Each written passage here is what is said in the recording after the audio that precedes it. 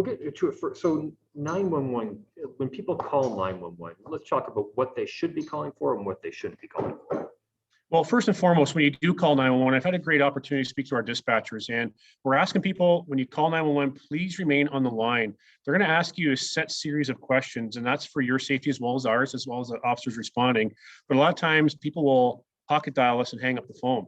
They don't want to answer the phone. What happens then is a minimum of 2 officers are dispatched to that call. By the time the officers attend that call, investigate that call, and clear that call, you're looking at approximately 30 minutes of time where we could have been spent in the community responding to real emergencies. So we're just asking anybody, if you have an emergency such as a break and enter in progress, an assault, you have a medical emergency where you believe someone's having a stroke or heart attack, absolutely call 911.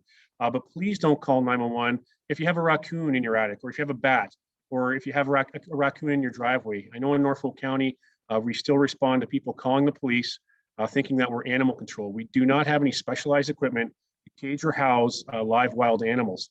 So we're just asking people, if you have that type of particular issue happening at your residence, contact your local wildlife representative or wildlife removal service. And again, what we do is we tell people Google is your best friend. Get online, have a look at what type of services are offered in your area, and give those individuals a call.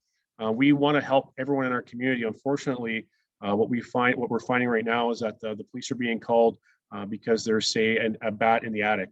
We're not we're not an animal specialist removal service. We will try and help out our community as much as we can, but we are tying up 911 phone lines when officers could be responding to other emergencies that are happening in our community. And during this time where I guess a lot of people have COVID, a lot of people, what's it like there, like within the OPP community? Are some people off? Is there a strain on the system? Can you kind of talk to me about that? Well, we obviously, any of our officers, we have our protective equipment that we wear on a regular basis, and making sure that we look after each other, our health as well. But more importantly, we're just asking people that if you do have any 911 or COVID questions, please don't call 911. Please call your health department or telehealth to ask those specific questions. I know that we've been some calls for that too, or road conditions as well. But I think what it really comes down to is make sure you follow your public health guidelines, and just make sure we all stay safe and treat each other with respect as much as we can. How are the dispatchers doing? I don't know if you've had a chance to talk with them, but obviously it's a busy time. I'm assuming they're dealing with their own situations. Like, how are they doing mentally? I don't know if that's. Well, I can't answer how people are doing mentally, but I can answer the fact that our dispatchers, I'll tell you right now, my hat goes off to all our dispatchers and call takers.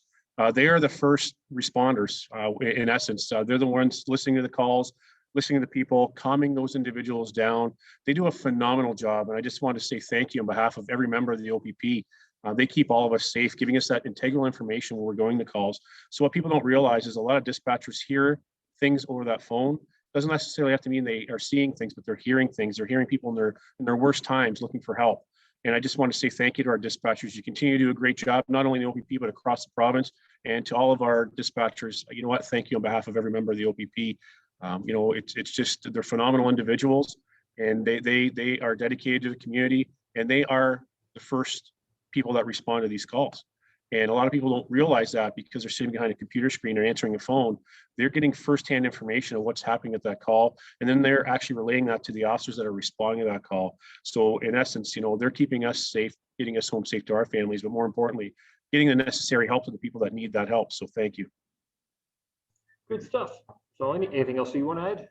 No, just, as we continue into the next couple of stages and in the next couple of months, we're just asking people, if you do have an emergency, please make sure that you utilize 911. If you do happen to have a new cell phone, because maybe the new year you got a new cell phone and you decide to give your old cell phone to your children, please make sure you disconnect the battery, because 911 can still be activated on that phone.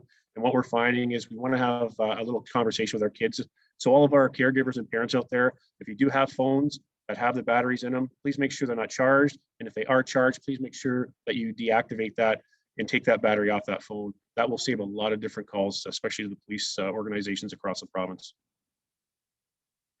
Good information. Thank you for your time. No worries. You guys have a great day. Take care. Thank you. You too. Take care. Bye-bye.